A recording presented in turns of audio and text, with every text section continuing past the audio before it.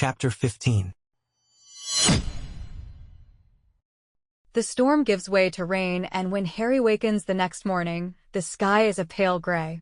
It starts to rain lightly during his morning run, and when he trails back into the guest house, leaving sodden footprints behind him, the receptionist looks dismayed. Nevertheless, it doesn't deter Draco, who, after a leisurely breakfast, insists on a coastal walk. "You can go. I'm staying here," Harry says. "Oh, I forget. You still have at least 7 pages of Quidditch Weekly left to pore over," Draco retorts, but there's no malice to his words and Harry just laughs. "Don't fall off a cliff," he says. "Thanks for that advice, Potter. I'll write it down so I don't forget." Draco leaves the room, taking his wand with him.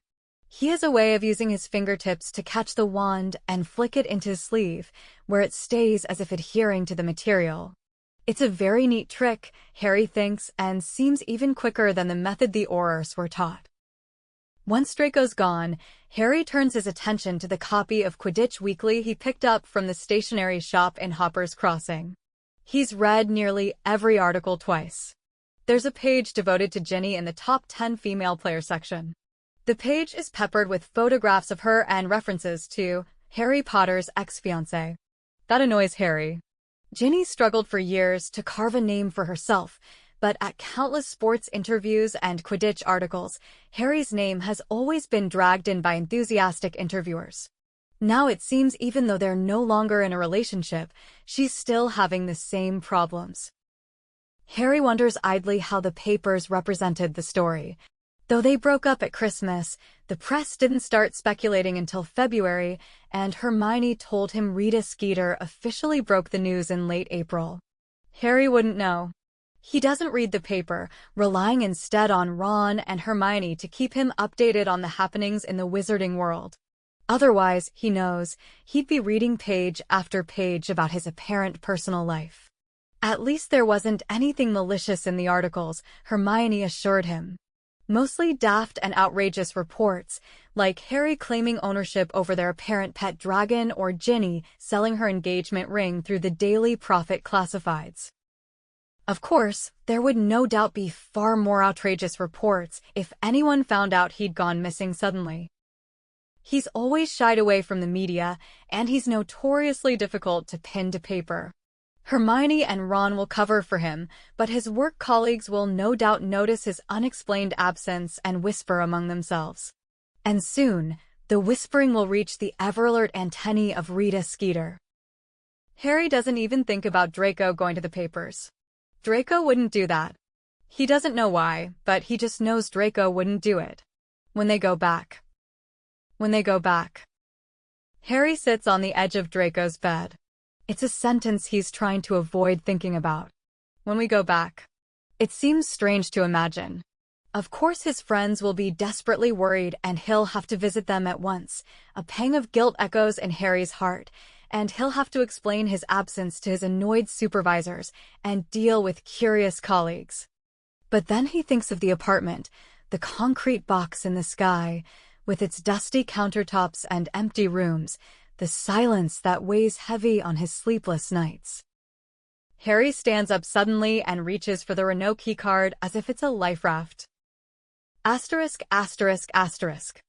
By the time Draco returns in the afternoon, Harry's gone for a drive, returned, and settled down with flowers for Algernon. Just remember, they're only words. They can't hurt you, Draco says conversationally, dropping his wet jacket onto Harry's bed. Harry says distractedly, turning the page. Draco tries to engage Harry in conversation a few more times, then gives up and disappears again to find lunch. He returns 3 hours later with a new book. "Went to a bookstore," Draco says, noticing Harry's inquisitive look. "Seeing as you stole my only book." "I was right," Harry says mournfully, pouring himself a glass of the Glenmorangie. "It was depressing." He eyes Draco's new book. "Is that one depressing too?" "I don't know. I haven't read it yet." "What's it about?" "An ivory merchant goes to Africa for a lovely little holiday," Draco says lightly. Harry gives him a look. and becomes disillusioned with imperialism after witnessing the cruelty and corruption of the greedy European colonialists, eventually becoming terrified of the darkness and the challenge to his world order that it represents. Harry groans. I knew it was depressing. Do you read anything that doesn't cause an existential crisis? I read a brochure yesterday. Was it about life not having any intrinsic value? Very funny, Potter. Draco turns away, but the corner of his mouth is already curling upwards. Harry laughs. Asterisk, asterisk, asterisk. The next morning, they meander along the coastal trail for an hour or so. When the sun begins to rise, they stop to look over the water. Draco stands by the edge of the cliff, facing the sea. Harry, finally feeling the fatigue of the miles and the hours, is sitting with his back against a large rock. The sunrise is little more than a finger smudge of pale blue, glimmering in the dark sky, but then it slowly brightens into a wide beacon of gold, like a snitch hovering on the horizon. And at last, it casts the first rays of brilliant light over the waves, outlining Draco sharply against the sky. Harry stares at Draco's silhouette for a long time, and it's only when Draco turns his head to gaze into the sun that Harry realizes he's trying to pinpoint the exact moment he fell in love with Draco Malfoy. It's a terrifying feeling. It's easy to lust after someone, to match their face to a missed heartbeat or a sharp intake of breath. It's easy to say, I want them because of the color of their eyes, the lines of their body. It's something else entirely to say, I want them because of the way they rest their hands on a steering wheel, the way they gaze out a window, the way they say my name. Harry tries to remind himself of Ginny, of the soft and safely feminine curves of her body. Or even Cho, But there was never anyone else. Just a brief crush on Cho, and a relationship with Ginny that quickly flattened out into an uncertain connection that was lost over time and distance. Harry places his hands flat against the earth, if only to feel something solid beneath him, if only to feel earthed somehow. The sun kisses the air with the first real warmth of summer. Asterisk, asterisk, asterisk. They leave Landoednac the next day. Draco drives. Harry listens to the sound of the ocean fade behind them, but he doesn't look back. The road goes on and on. The sandy cliffs give way to flat woodland, the trees a lush green under the bright sunlight, and the small parishes flash past. They stop for lunch in Launceston, and Harry traces the lines of the map as Draco finishes his coffee. Weston-super-Mare is a couple of hours away, he thinks. The same place his mother grew up, and he never went there. When he was little, he used to think England was enormous. Other children spoke of summer holidays spent in Brighton, or trips to the picturesque hills of the Cotswolds, or school excursions to see Wiltshire's premier attraction, the ancient monument Stonehenge. But to a young Harry, always confined to the neat rows of houses and orderly streets of Little Whinging, these places seemed like fantastical mysteries, strange and wondrous locations of which he could only dream. In his mind, the beaches of Brighton were a tropical paradise, and the Cotswolds a rugged wilderness with bottomless lakes and soaring mountains, and Stonehenge towered over the land like a ring of skyscrapers. They drive on and on. Look, Harry says suddenly, an hour after they'd left Launceston. He straightens up in his seat and points. Look at what? Those fields, Harry says, awestruck. Fields of bright yellow line the narrow road, stretching away until the brilliant yellow meets the azure sky. Draco glances at him. They're just canola fields. Look at those colors. Don't tell me you've never seen a canola field? They're everywhere. They look amazing. Harry's undeterred by Draco's dismissive tone, but Draco suddenly slows the car and pulls over to the side of the road. What? Harry asks, forgetting the fields for a moment and wondering if Draco's angry about something. But Draco just gestures to the fields. Don't you want to have a look? Harry opens the car door, walking around the bonnet to join Draco on the other side. For a moment they stand together, gazing out across the fields of sunshine yellow. A starling settles atop a fence post, its wings fluttering in the warm afternoon sun. Nearby, A grasshopper leaps from stalk to stalk. Harry studies the canola flowers, watching the petals sway slightly in a faint breeze. Draco leans back against the warm car and Harry can hear the engine ticking as it cools. "You've never seen a canola field?" Draco asks again. Harry shakes his head. "No," he looks away, watching the starling. "I lived with Muggle relatives. They didn't like taking me places." He can feel Draco's gaze on him and waits in the long silence. "This is an early yield," Draco says at last, nodding at the field. "We should come back in August, when most of the spring-sown crops will be harvested." He puts his hands in his pockets and leans back, looking overhead at the cloudless blue sky. "When I was a child, I knew summer was coming to an end when the canola fields turned from bright yellow to dull brown." He smiled faintly, still gazing up into the endless blue. "And the hay meadows would be cut and overrun with wildflowers. That's when I knew summer was ending."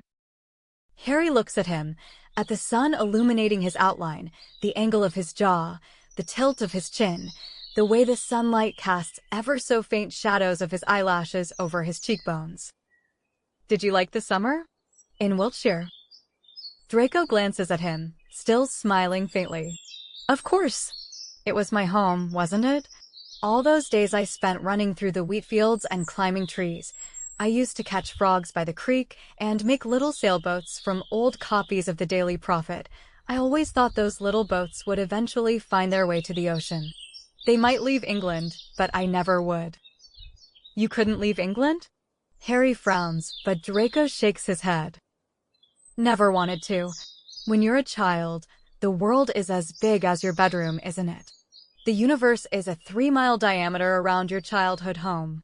Knowing every river, every field, seems like an impossible task.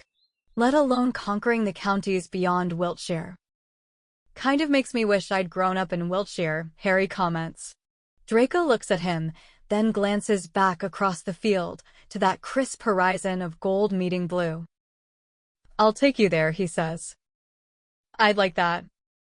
They both turn, as if reaching some unspoken agreement, and open the car doors again. Draco takes the driver's side again, and Harry watches his eyes flick to the rear vision mirror, watching the canola fields fade into the distance. "Tell me more about Wiltshire," Harry says impulsively, and Draco speaks easily of the childhood summers spent exploring hay meadows, of skylarks flitting from field to field, of green woodlands. Harry listens to every word, mesmerized by the descriptions, the faint sketches of lost summers that, as a child, he could only ever dream about experiencing. In his mind's eye, he sees the scenes unravel, Draco, as a young child, carefully folding boats from newspaper and sending them downstream, playing in fields of wheat, swishing a stick as he orders imaginary soldiers about. Watching the combine harvesters churn through the canola fields, lopping the bright yellow flowers and leaving rows of broken stalks. But he realizes he always pictures Draco alone. Of course, he has no brothers or sisters, and Lucius seems a distant, largely absent father figure. No friends either, Harry realizes. Certainly, Draco would not have made friends with the local Muggle children. "It must have been lonely," Harry says suddenly. He hadn't meant to say that last thought aloud, but he had. The old Draco would have darkened with anger, he thinks, or sputtered with indignation, immediately retorting that he had loads of friends, thank you very much, and a very expensive house and house elves, and was never left wanting for anything. But Draco just exhales sharply, pushing the air between his teeth, and, without taking his gaze off the road ahead, says, "It was." They're both silent for a long time after that. The highway is a long, straight line cutting across the land, never breaking, never winding nor looping, and Harry watches the shadows lengthen as the afternoon fades into dusk. They never really saw each other alone, Harry realizes. Most of the time they were surrounded by people when they encountered each other in the halls of Hogwarts. In classrooms where their friends stood behind them, stony-faced, like rows of soldiers.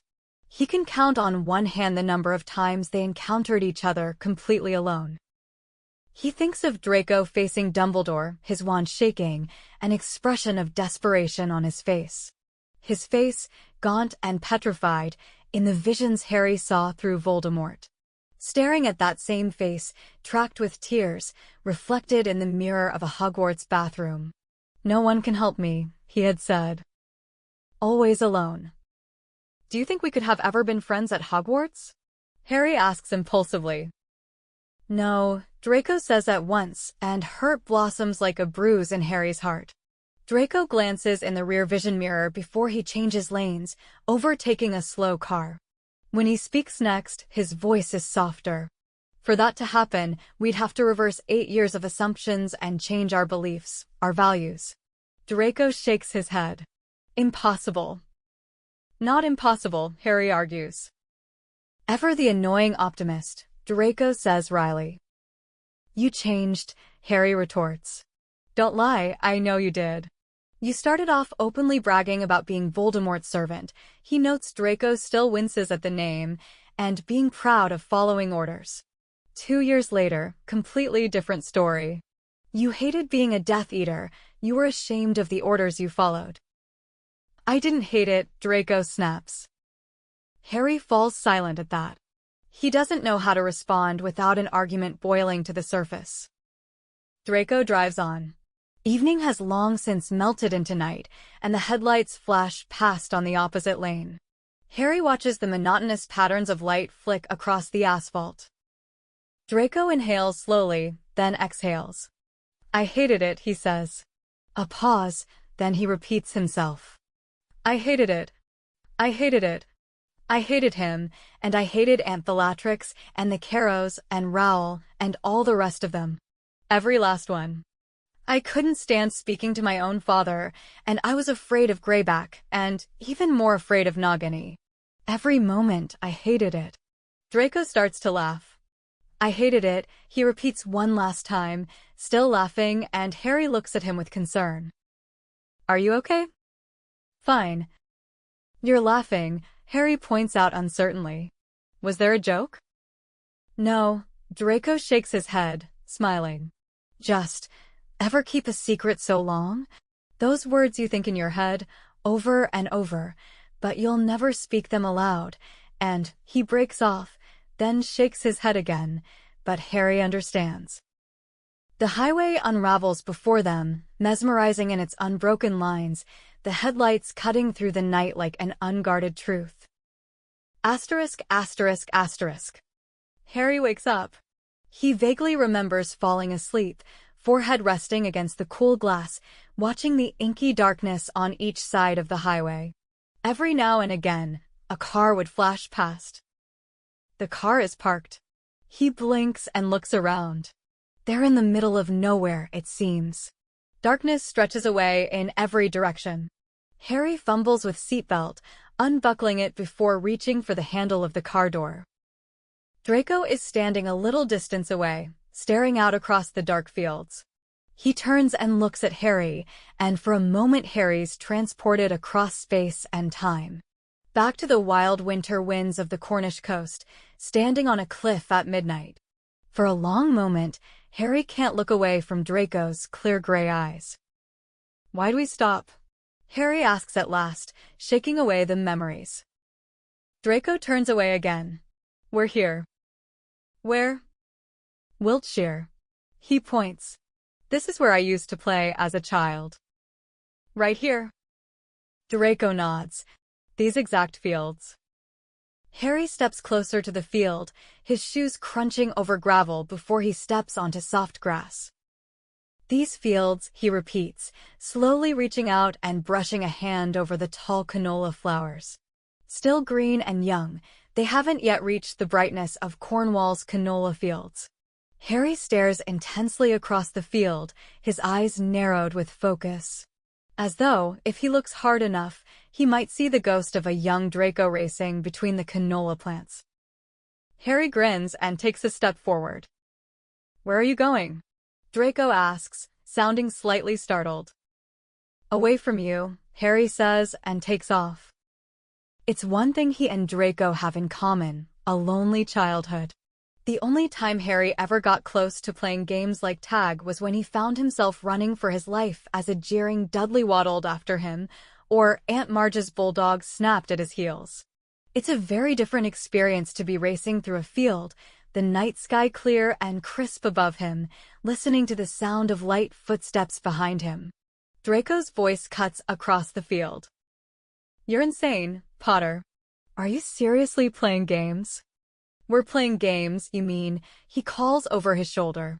"You're chasing me, after all." "I am not chasing you. Get back here." "Make me." Harry laughs and picks up speed. Behind him, the footsteps quicken. Harry takes a sharp left, feeling the thin stalks of the canola plants feather through his fingers. He zigzags his way across the field, running faster and faster until all he can hear is the blood thumping in his ears, the effort of breathing in his throat, and then he pauses. He can't hear footsteps behind him anymore. Harry turns around. The field seems empty, the canola plants swaying gently in the night air. He frowns, his brow creasing, and drops his hands to his side, his fingers slowly uncurling.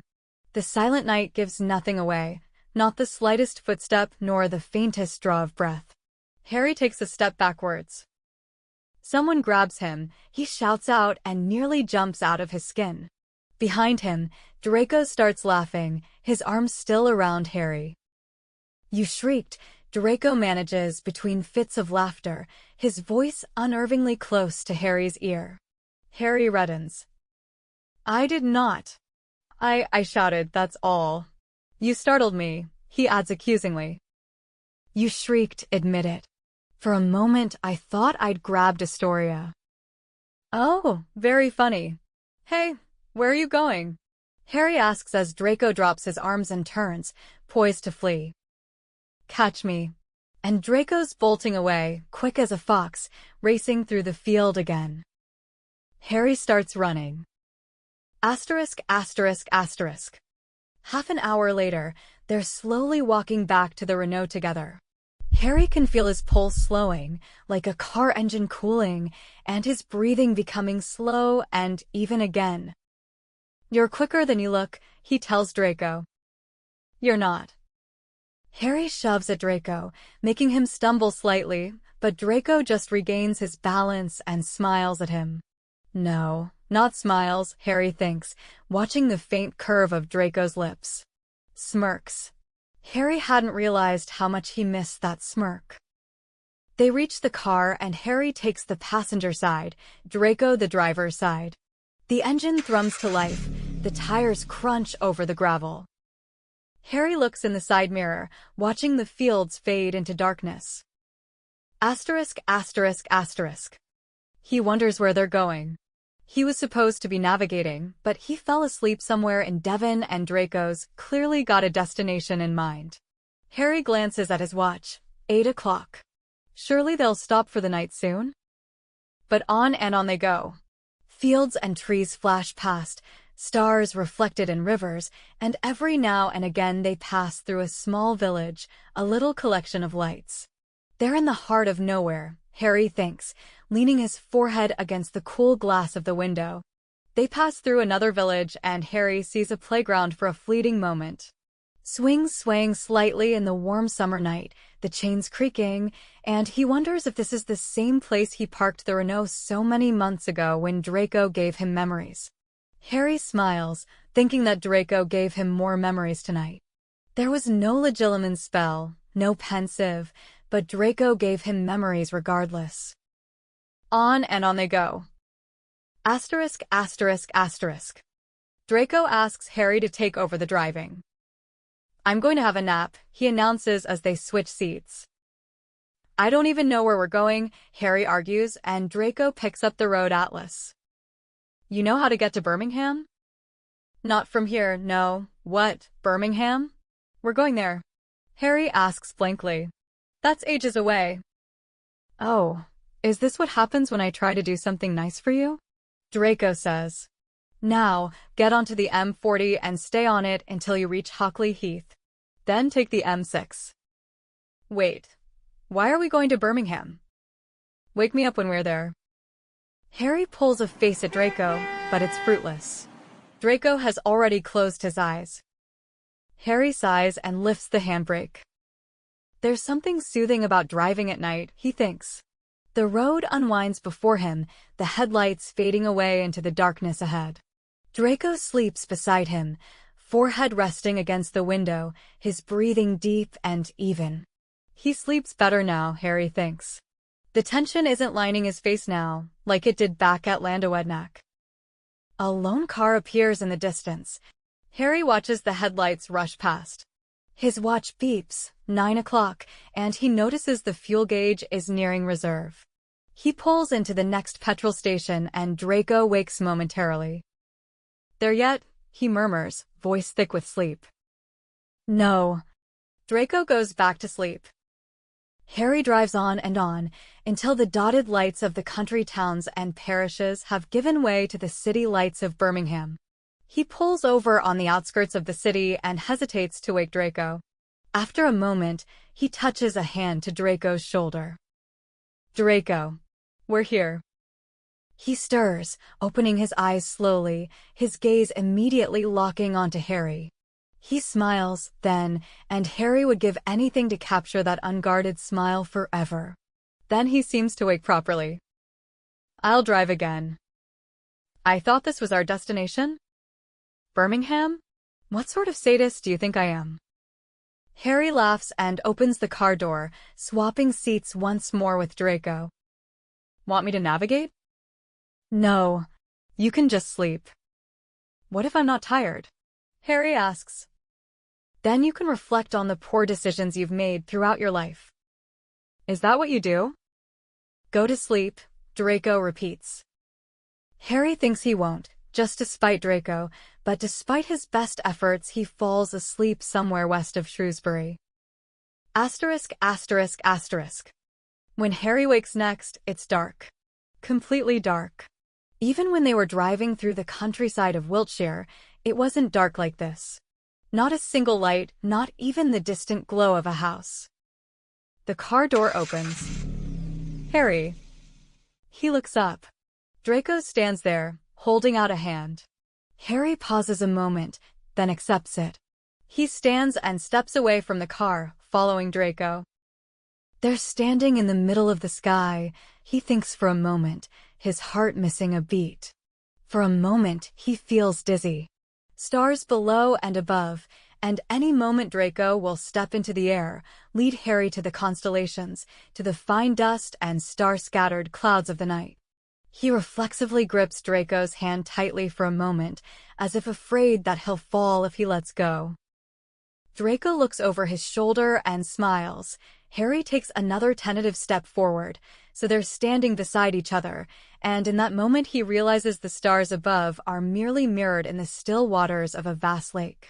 Mountains rise each side of the lake, like cresting waves, and even now, in the height of summer, he can see the pale glow of snow on the uppermost peaks. For a moment, Harry thinks he's standing on the edge of the world. That crisp, clear darkness that rolls on forever until sky and land become one, the forests, the valleys, the thin crescent moon that seems to balance on his heart. Where are we? Harry asks at last. Snowdonia. It sounds like a name that belongs in a story, Harry thinks. Some fairy tale realm, or a kingdom in a faraway world. Harry gazes into the lake, watching the stars glimmer across its surface. A shooting star briefly flashes across the sky, leaving a fading trail of light. I've been here before, Draco says suddenly. When I was in the past. Harry's heart misses another beat. He holds his breath for a long moment. Draco hasn't spoken of his time spent in the past, not once, and Harry never asked, much like his friends never asked about the war. Things like that, memories like that, should be given away like careful presents, and only to those who never demand them. Harry realizes he's still holding Draco's hand, but he doesn't dare let go now, for fear it will somehow make Draco silent again. Hogwarts, Draco says after a long moment, his gaze still upon the vast and distant mountains, his eyes narrowed slightly in memory. That's where I ended up. I don't know where my father had intended to go, but that's where I went. Hogwarts. He pauses. 1965, the year my father started attending. 3 years, Harry thinks. 3 long years. I didn't realize I'd been splinched. Not at first.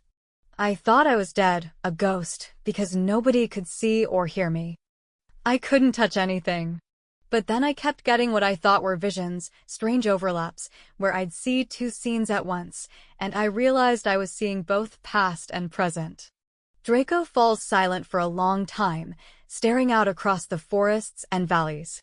It started driving me insane. It was like 2 different people talking inside my head. So I left. I wanted to find a place where nothing changed.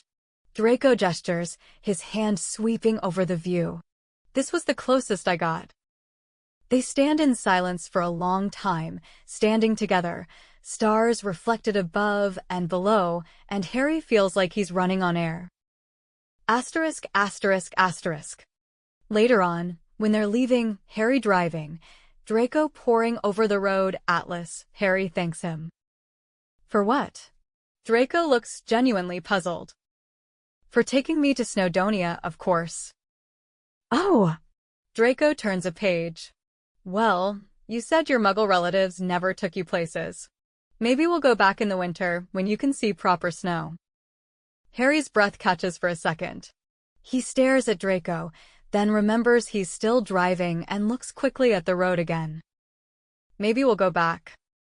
The headlights cut through the dark night, the road lined with ancient Welsh oaks, their branches arching over the sky. I've never been to a national park before, Harry says, wondering how old the trees are. He heard once that oak trees could live for 2,000 years. I bet there aren't any as good as Snowdonia, though.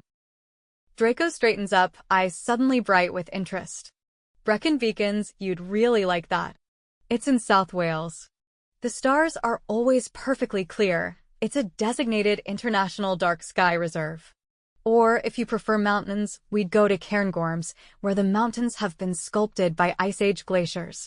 Or, if you prefer rivers and waterfalls, there's the Peak District. Of course, if you want rugged cliffs and sea arches, there's Pembrokeshire Coast. Draco pauses to give Harry a calculative look. But I think you like the stars. Harry wonders what Draco prefers. The sweeping night sky, or the roaring ocean, or the vast and ancient mountains, the beasts of stone that will stand there long after the last sign of humanity has faded from the earth? I wanted to find a place where nothing changed. Draco would like the mountains best, Harry thinks. Am I right? Harry glances at Draco. What? Am I right? Draco repeats. You prefer the stars? I like the stars, Harry affirms. Draco smiles, a small and satisfied smile at his correct guess. Harry wonders if he might have seen Draco's constellation tonight, the polar stars shining bright over the mountains and valleys. Thanks for listening. If you enjoyed this chapter, please hit the subscribe button and ring the bell to stay updated with more audiobooks. Happy listening!